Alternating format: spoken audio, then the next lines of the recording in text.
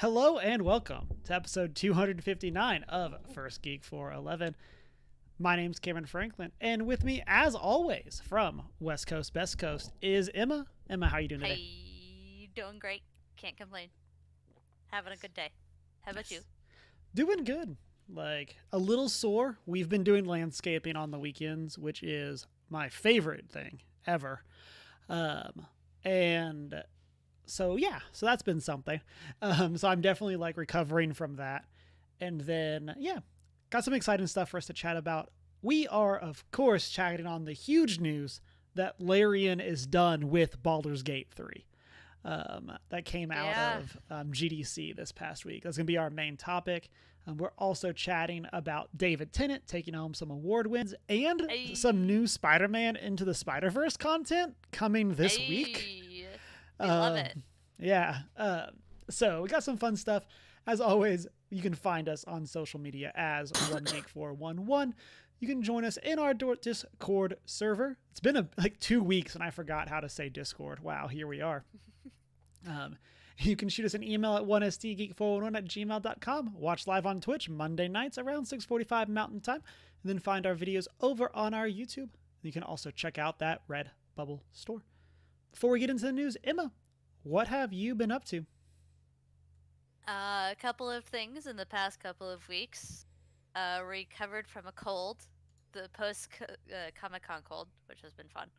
Um, recently, most recently, I've been playing Stardew again because Concerned Ape just released update 1.6 on PC for it, which has a whole bunch of new content, like new events and holiday things and just little things. Like at this point, he's released enough new stuff in his updates to make a DLC, but he's just sort of decided to make it an update instead.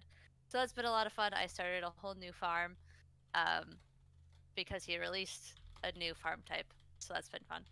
And I've just been going around playing Stardew Valley again Nice. because it's fun and I can.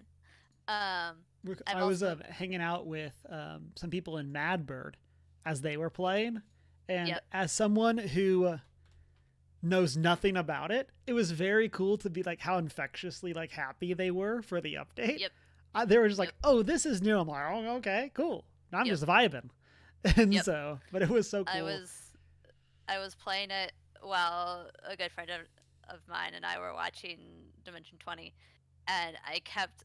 She's also very familiar with the game, and I kept like pointing out all of the new things that he'd added. I was like, "Oh, there's moss now. We have to collect moss now to do things," and moss wasn't previously there. And I was like, "How do I collect moss? How do I even know moss is present?" And all of this stuff. So I was just like, as I was playing, like talking all about all of the new things that I noticed. He's added waterfalls to all of the rivers and things, which is fun. Anyway, um, lots of fun, and yeah, it's a very delightful little game. I've also continued playing Baldur's Gate 3 because, and I'm pretty sure I'm super close to the end with my first playthrough. I'm just defeated the second of the three big bads in, well, big bad's henchmen in the third act. Um, and that's been fun. And now I have to go rescue Gale. Gail, Yeah, because I've been putting that off because of story reasons. And I have to go rescue him now. Because I want my wizard back. Please and thank you very much. I've yeah. missed him. I do think, Um, without getting into spoilers, I do think it's funny because Gale is probably the character that will never get played in my playthrough. Like I I think we know. had him in our party once, but like just with like how fragile our team comp is, we can't afford to have Gale with us, and so He's never in my team either. oh, I just want him back because it's this first playthrough. I've definitely been playing it as like a since I failed in getting Karlach. and realized that she was an option. Since then, I've been like, okay, this playthrough, I gotta get them all to like Gotta collect those Infinity repay Stones. myself for not getting this character, which apparently everyone loves. So now I'm just like, I have to finish the game with all of the collectible characters. So I'm going to rescue Gale. Even if it means save spamming, because that is a goal that I've set out for myself. I played D&D 2 weeks ago, and then went and watched last week at Cantrip Candles. It's kind of become my Tuesday night thing. It's very fun. It's been so much fun and meeting new people and everything. And kind of related, I will probably post actual pictures, better pictures. I painted my 2 minis for Saphira. Ooh, nice.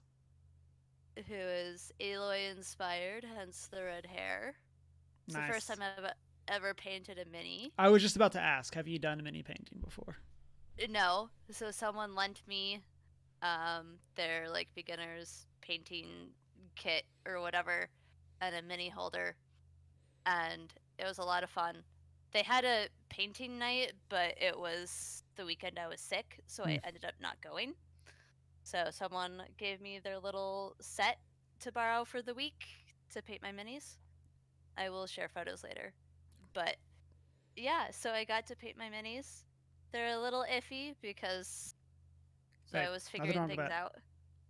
But yeah, and I like them very much. This is the second one I did, and it's a bit better. Yep. But yeah, it was a lot of fun.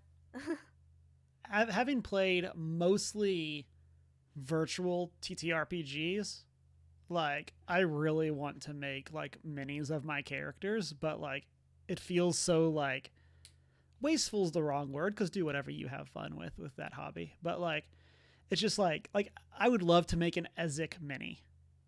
Yeah. But like, when am I gonna use this null Magus mini? Yep. And yep. so I don't have a printout of Ferdinand because that campaign obviously is virtual. All of the character minis I do have been, actually that's a lie. 2 of the 3 characters I have printouts for are for in-person games. The third one is my frog, because someone gave me a Hero Forge gift card thing.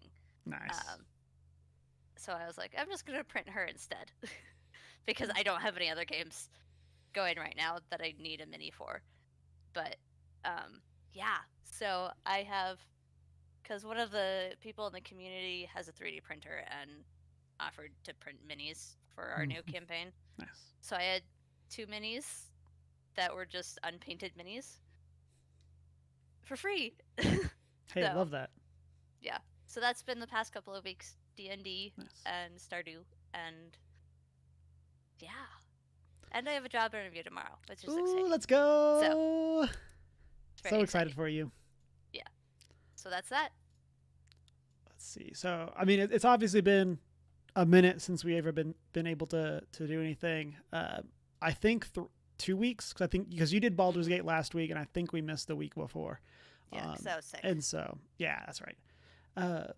So it's been a hot minute. I'm going to try not to go into everything that has happened. We'll hit the highlights, but low light, I did finish Avatar: The Last Airbender on Netflix. And I don't think I talked about that last episode. If I did, hey, go back, listen, then come back and let me know that I talked about finishing it last time. But oof. I'm excited that they're getting more seasons. Like, I know I'm excited that they're actually getting book 2 and book 3. But the amount that they're having to rush to like put everything in only like 8 episodes, it's just so rough. I was telling someone, like there are multiple scenes in the Netflix show that would have destroyed me if they were in the animated series. And yeah, and so like, but like there's like no feeling for them in the show because things are just so fast and you just like don't have time to get connected to side characters. Yep. And so but yeah, excited that they're gonna get more. I hope they're able to like take some of that and learn a bit more. I don't have exactly like high hopes for it, but hopefully. And then we have been watching Star Wars The Bad Batch final season and started X-Men 97. Nice. And Emma, X-Men 97 is everything that I wanted it to be. Like, it's crazy for me going from Avatar as like one of my main fandoms and being so disappointed in that show, and then going to X-Men 97, which is like the reason that I'm a Marvel and superhero fan, is like because of the 90s X-Men show. And it's like good and it holds up, and like, well, holds up in the sense of like it's an entirely new thing, but like they like the characters look like the characters. They're doing such cool stuff with it. Like they're giving characters cool uses of their powers. Like it's like hits so hard and I'm so happy. And yeah, it's just like polar opposites between these two like core fandoms for me. It looks like there's just 2 episodes right now. Yeah, they did a 2-episode premiere last week, and then new episodes on Wednesdays. It's made Wednesdays very busy since that is both Bad Batch and X-Men, and so I've added it to my list. Yeah, you don't need to be familiar with the actual 90s show to enjoy it. It is like a direct continuation of that show, but like that series is based off of like pretty true to the comics. And so it's the type of show that if you know the core story of the X-Men, you're familiar with what's happened because it's based on the core story of the X-Men. And so, so definitely recommend that. Bad Batch is great as well. I'm excited. I'm very ready for my heart to be demolished as they wrap up this show, since this is the final season. And then book-wise, I have finished Next by Michael Crichton, the person who wrote Jurassic Park. I posted this on my Instagram story. No lie, I think Next is scarier than Jurassic Park. Because Next is not as fantastical. It's about genes and gene splicing and stuff like that. So it has some very similar things to Jurassic Park. The idea of like gene modification to get specific results, but like it's so much more realistic in the sense of it's like splicing human genes into chimpanzees instead of like bringing dinosaurs back from the dead. And so it's like really I found it much scarier just because it is so like prophetic of where we would be. Like, and like now we're having these like a lot of these conversations around CRISPRs and stuff like that, and it's just like, whoa. Not huge into that. But fantastic book, very good read. I of course use my library app as I do for all of my books. And they had an interview with him at the end of the book, so that was really cool. That's fun. And then once I finished that, I started Dune Messiah, the sequel, of course, to Dune, which presumably Dune Part 3 will be based off of. And so I'm enjoying that. I'm about halfway because it's a really short book compared to actual Dune. And so it's like a little over a third the length of Dune. And so I don't know why it's like so radically different. Like, and I still haven't finished Dune. Yeah. Because I think Dune is like 800 pages and Dune Messiah is like 300. That's and wild. So like I have no clue why it's so radically different, but I'm enjoying it. It's much faster just because like there's so much less world building that has to happen. Yep. And so I'll probably have that done by next week. And then the two biggest things for me, one of which is kind of a news story, has been playing Final Fantasy VII Rebirth. I am like 44 hours into this game, Emma, and it's so good. And so I had just kind of had the assumption that now that Deanna and I are playing Baldur's Gate 3, that was going to be my game of the year. Mm-hmm. But like, man, Rebirth is so good. And I'm enjoying it so much. Like, I loved Remake. I didn't play a ton of the original Final Fantasy VII, but I really enjoyed Remake, and I'm loving Rebirth. And so, man, it's so good. And I'm loving the character development. It's nice having the party mostly together for the whole game. Like, you're still meeting new people that are joining your team, but like, broadly speaking, the whole party is there. And so that's really cool. Don't want to get into anything too spoilery, but there's like some really cool sci-fi themes that are like picking up on the stuff from the first game. And so, that's been great. Can't wait to finish it. I'm at the point where I could see it going for another like 20 hours, and I could see it ending in the next 5. Like, I'm just not really sure how much I have left. I know chapter-wise how much I have left because I know how many chapters are in the game, but like, I don't know how actual long that is going to be. And so, but loving that. And then final thing, this is kind of a news. We got the announcement of the latest tabletop RPG from Critical Role and Darrington Press, which is Daggerheart.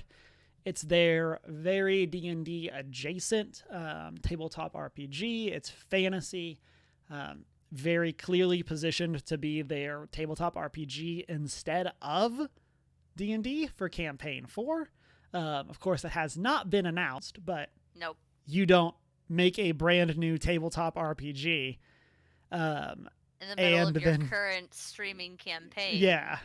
Right after a huge controversy with the system you're using. Yeah. As one of the most powerful streams on the face of the earth. In the tabletop space, especially. In the tabletop but like also space. In general.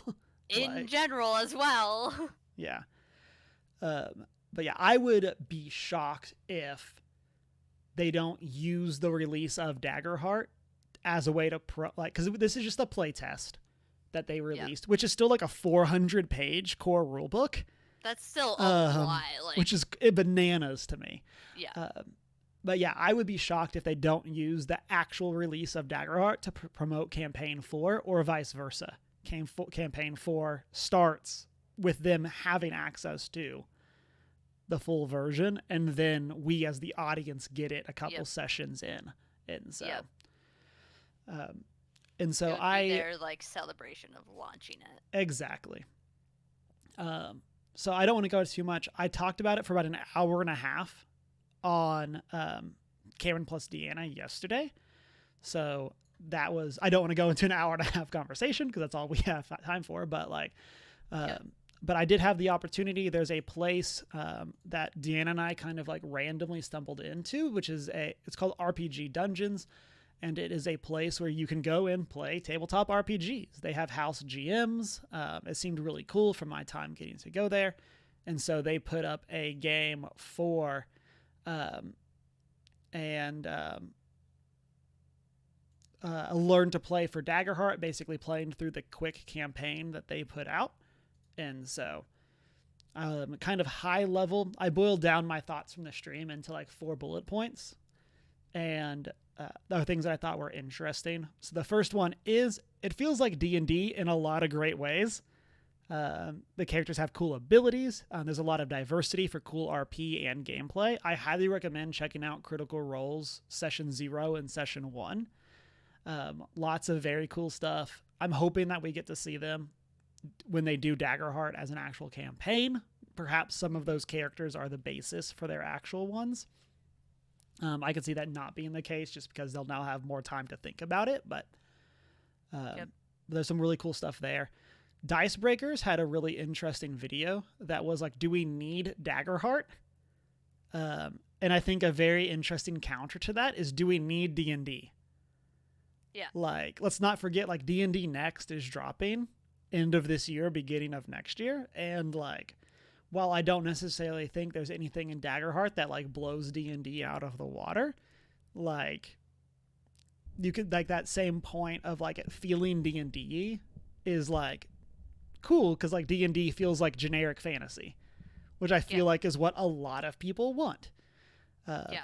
I don't strictly know if I would want to play Daggerheart more than I would want to play Pathfinder 2E, but, like, it's good that there's other options out there besides just D&D and Pathfinder when it comes to the more popular fantasy RPGs. Of course, there's way more than just those, than just D&D and Pathfinder, but yeah. So what it comes down to is, really, everyone just wants to be their own Lord of the Rings character. That's all it really is. Let's be honest, that's really what it is. Let's be honest. Yeah. That's really all it is. Everyone just wants to be their own Lord of the Rings character. Yeah. Like, they want to self-insert into Lord of the Rings. And that's what we're all and that's what we're here for. doing. You know? That's what we're here for.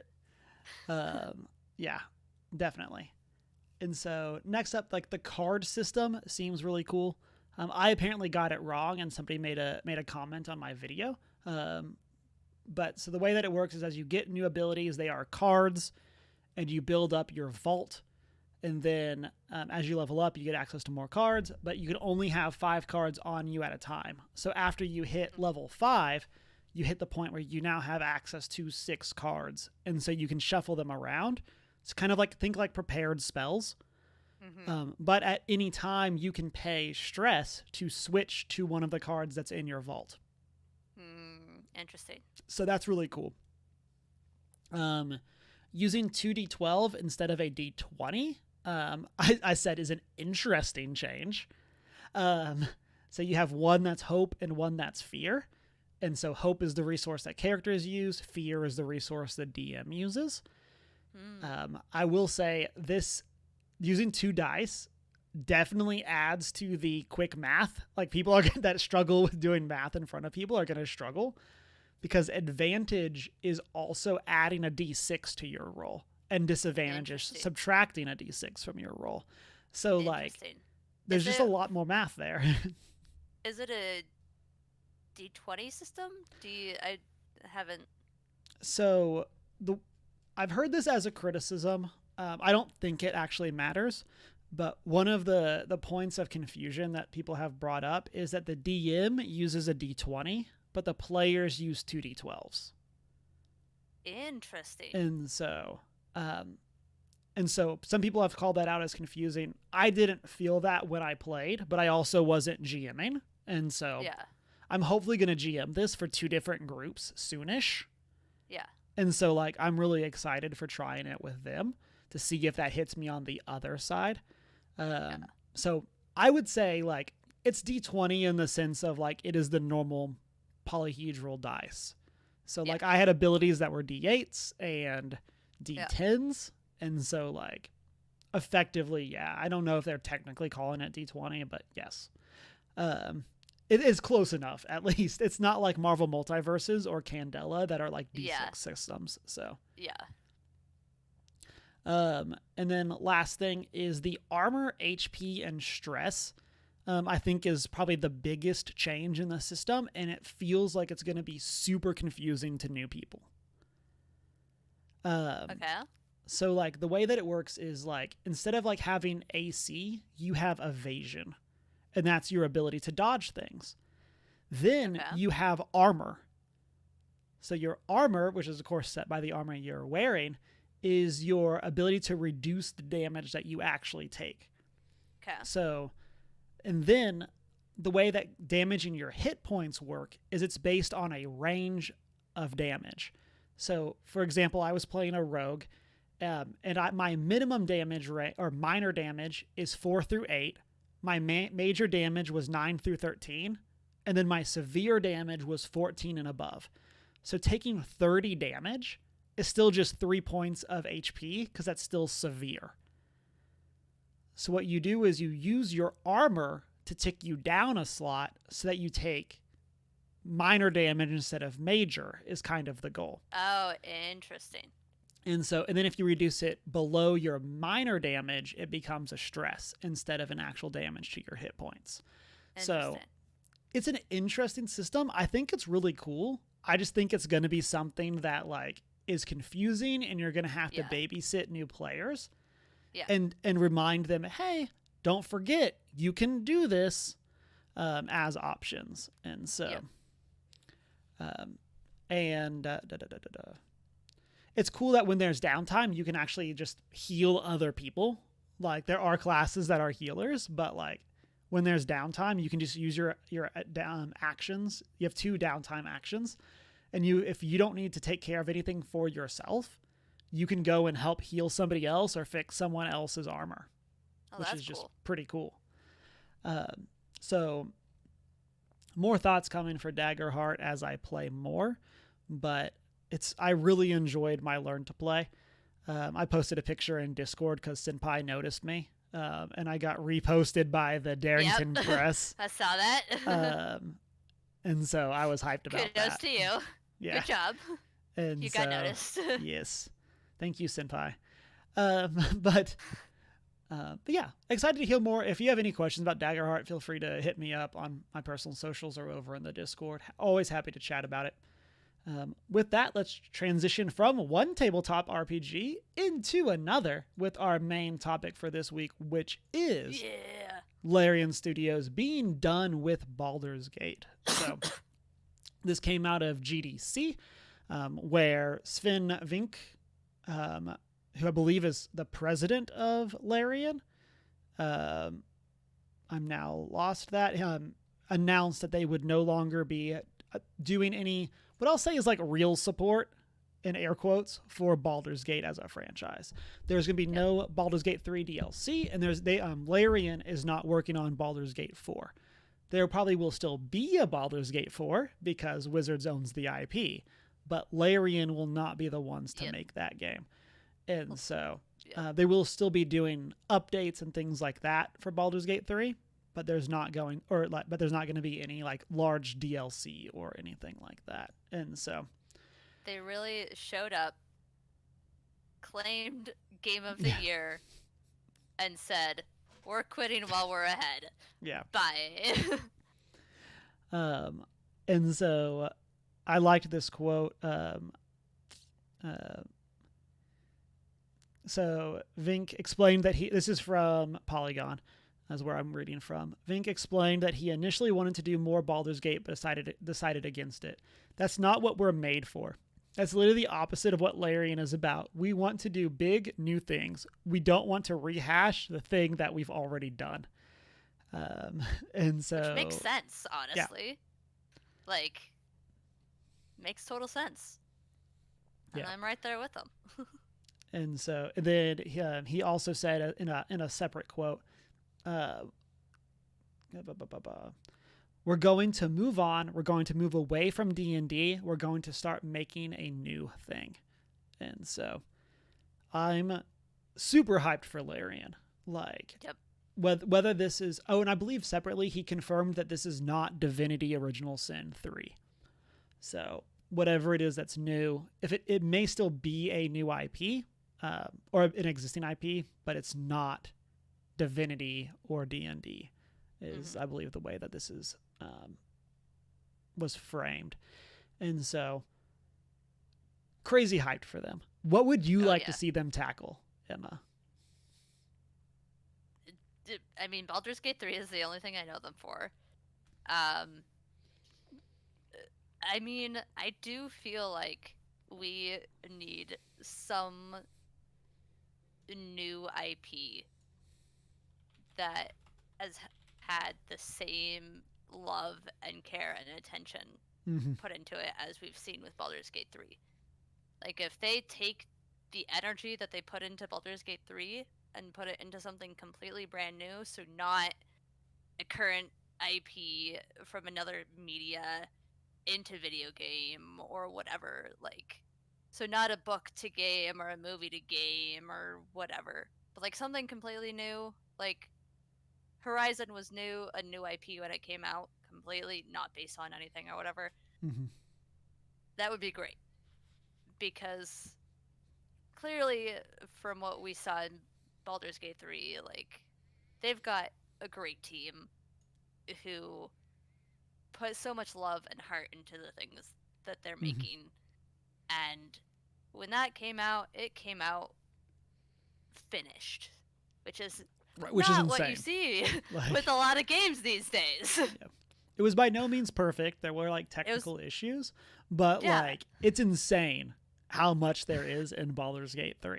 Like, yeah, like I have got 2 different campaigns going right now, and I am discovering stuff in my second campaign that I never even knew existed right.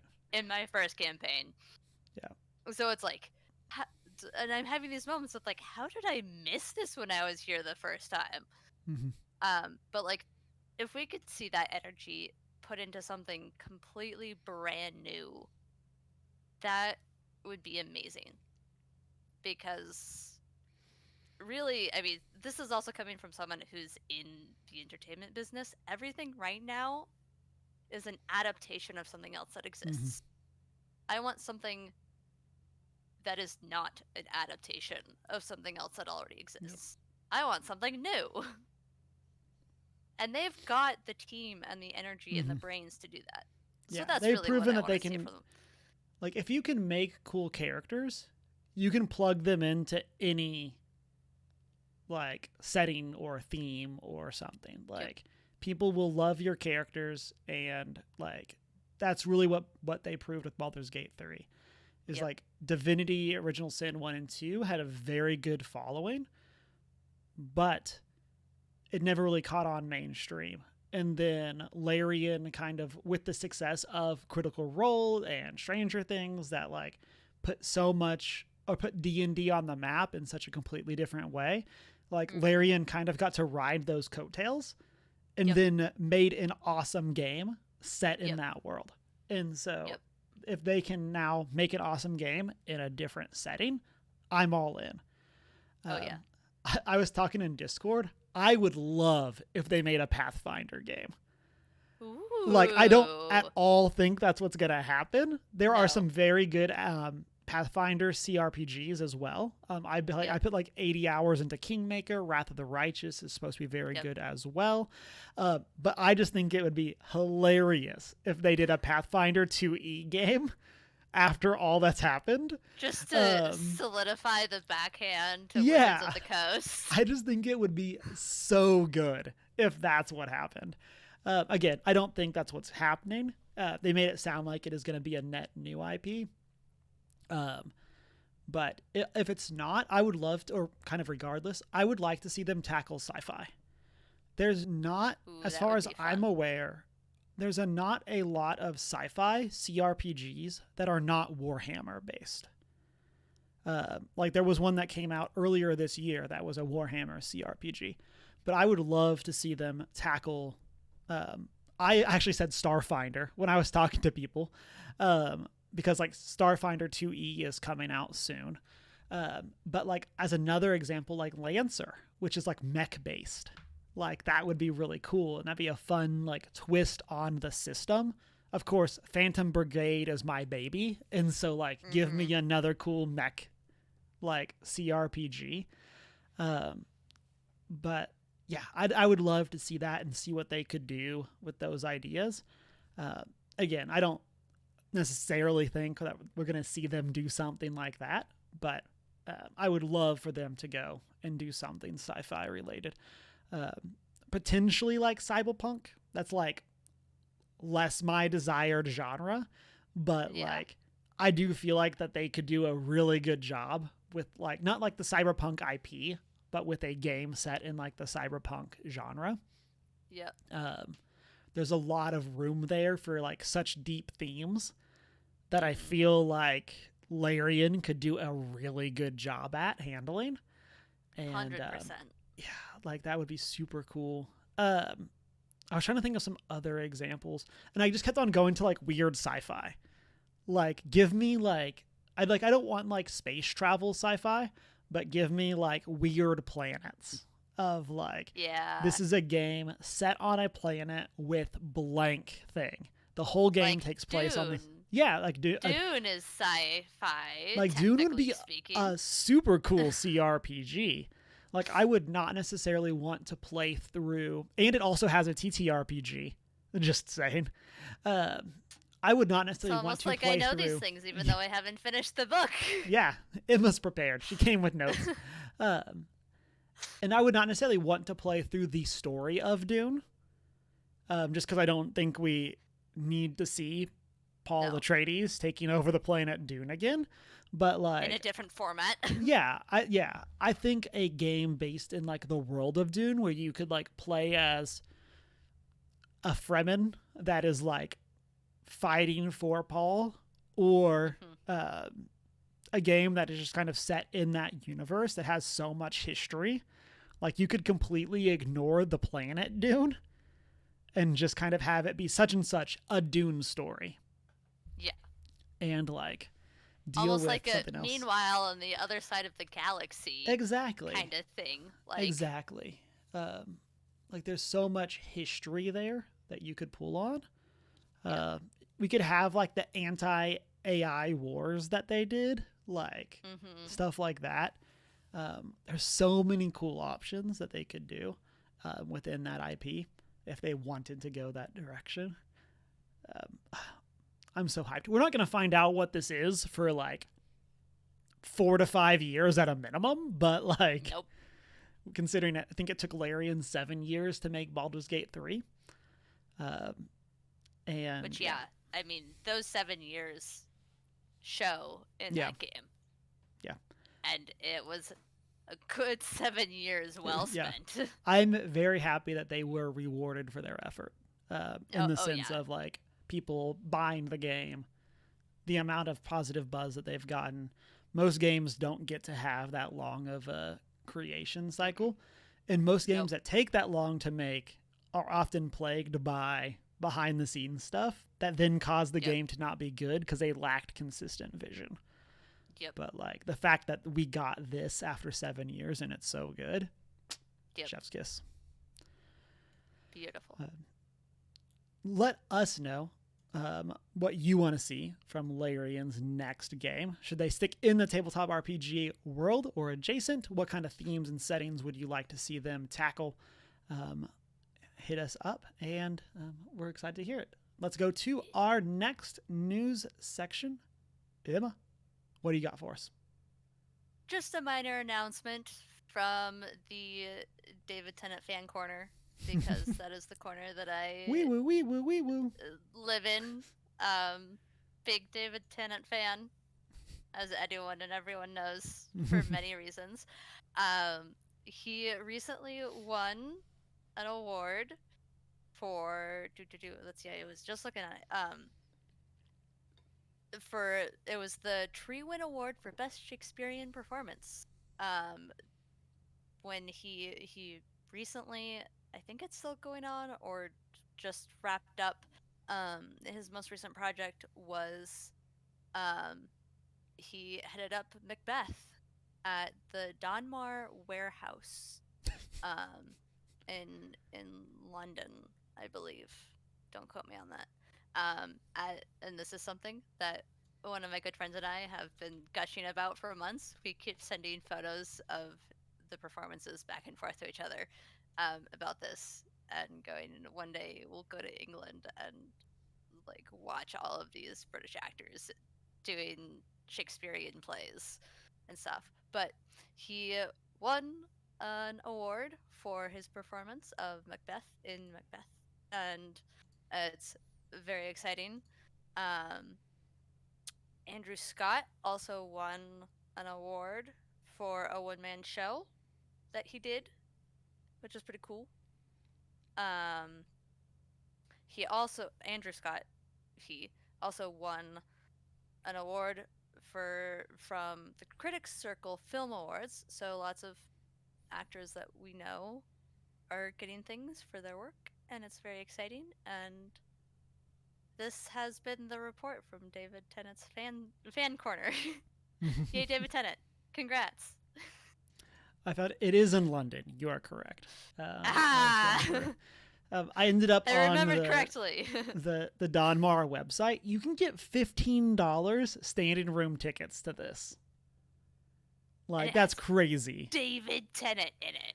You And could go like, watch David Tennant in a Shakespeare play for $15. right. The actual ticket prices are 25 pounds, 48 pounds, or 69 pounds. Like, what are these prices? Like, This is what I love about the British acting circle is that literally like all of these British actors, David Tennant, Andrew Scott, Michael Sheen, you know, uh, even bigger names than them too, on the side are just like doing Shakespeare plays because yeah. they can.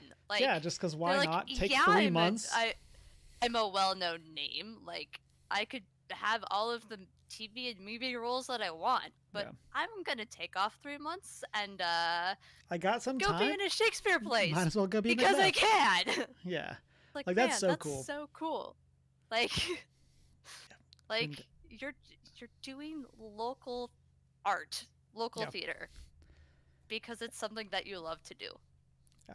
And it's never going to be streamed for the world. It's just whoever's able to make it there and see it is the person who's going to be there and see it. Mm-hmm. And it's like that's what I love so much about the British acting world is cuz like Yeah. you don't see big American names on that same level do that kind of thing. So it's cool. Yeah. Uh, the prices reminded me when I was in Connecticut, was looking into flying to London for Harry Potter and the Cursed Child. Because like I was like doing the math and I was like, it wouldn't be that much more expensive than going to Broadway once it came to Broadway to fly to Europe, do 2 shows, and fly back. And like do like one night in London. Yep. I would have gotten like no sleep and just been like destroyed when I got back. But I was like, yeah, I could pull this off and it wouldn't be like that crazy. Yeah. But like it was the type of thing I was like, I don't even know if I would have jet lag because like it'd be such a quick trip. Yeah. That, like I would probably come back and not have jet lag.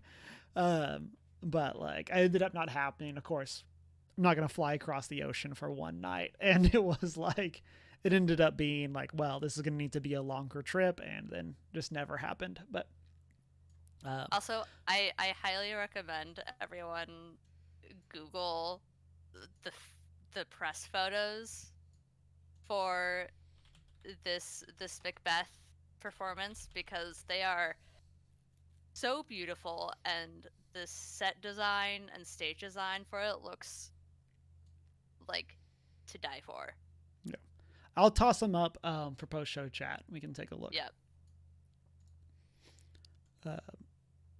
With that, let's go to our final piece of news for the episode, which was the announcement that we are getting a new Spider-Verse animated short called The Spider Within. It is releasing on March 27th, so the same day that we drop on YouTube. Y'all will be able to watch this short as well. And so the short story follows Miles Morales' journey, balancing the often opposing demands of his student and superhero life. Along the way, Miles experiences a panic attack and must face the manifestation of his dread while discovering that, much like with crime fighting, it's okay to reach out and ask for help. And so I love this. It was a short film that initially debuted at the Annecy International Animation Film Festival. And so I'm excited to see this be something that is going to like deal with like mental health stuff. And I'm excited that like we're getting to see this presumably from like a smaller creation or smaller creative department. It's like it is part of Sony Pictures, but it's through their mentorship program, leading and empowering new storytellers, or Lens. And so I'm really excited about it. I have talked so much about how much I love Spider-Man and how much I love Into the Spider-Verse especially. And so getting more of that just has me crazy hyped. Like, I want to see more. I was talking about this with some friends. Did you see Across the Spider-Verse? I have been so offline in terms of everything media related. I think I started it when it Okay. came to Disney, but I haven't finished it by any Okay. means. So we'll of course keep it spoiler free, but like Across the Spider-Verse ends on a massive cliffhanger. And Beyond the Spider-Verse was supposed to come out this month. Like it was delayed indefinitely. And some of the creative people involved came out and said, like, we had no input on the release date. There is no way it will be done by March 2024. They were like, we have not started. Like, so it seems like the March 24 release date was very overzealous.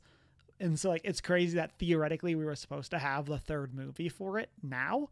But hey, at least we get this short instead. That's something. And so I'm really excited again. This isn't necessarily anything too crazy. I don't know how long it's supposed to be. I don't see that in the article from IGN. Of course, this is something that like is out and people have seen before, but they just don't have that in their article. So very excited. Once you see Beyond or The Spider Within, let us know what you think over in Discord and the comment section. And so that is our news topic. Or those are our news topics for this week. There we go. And so we do have a piece of bookkeeping, which is it's the end of the month. And that means it's time for book club. Emma, what book did we read this month? We read Romance. I'm so happy. Yes. So this Thursday, March 28th, we will be back at 6:45 Mountain Time for our book club on Good Omens. Very excited. We have been doing our favorite reads of 2023 for these first 3 months. And we did that wasn't the prayer, the parable of, I forget what Shanine's was. Is the Monk and Robot series. I read them both right away. A psalm of something. And so I had to check my story graph. And then last month we did mine, which was Invisible Life of Addie LaRue. And then this month, a psalm for the Wild Built. Thank you, Sneaky. I appreciate you. The next one is A Prayer for the Crown Shy. There we go. I don't know why I was struggling. I was like, went down a very different hole. I got Psalm. I got to the P in Psalm, and I was supposed to couldn't remember what that word was. Thank you. And then, of course, this month we're doing Good Omens, which was, well, your favorite read of a lot of times. It's been my favorite for 12 years now. Yeah. Yeah. You did read it last year, so it counts. It does count. As much as I hate the question, what is your favorite book? There is a correct answer, and it is Good Omens. Yeah. I'm very excited How dare for us you to talk make about me it. pick? But I have a book. I have an answer.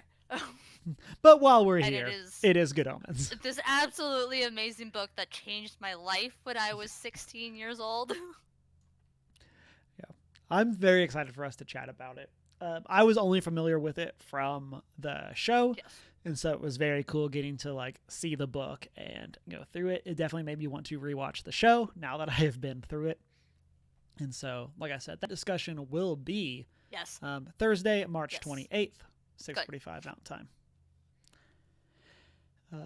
With that, as we go into our post-show chat, we are First Geek 411. You can join us on our Discord server. Shoot us an email at 1stgeek411@gmail.com. Check out that Redbubble store. Watch live on Twitch Monday nights and then last Thursday of every month for Book Club. And find those videos over on our YouTube. You can also find us on our personal social media. Mine is Hugh Whittle. Mine is I am not prepared with an I in the prepared. And it's been a great week.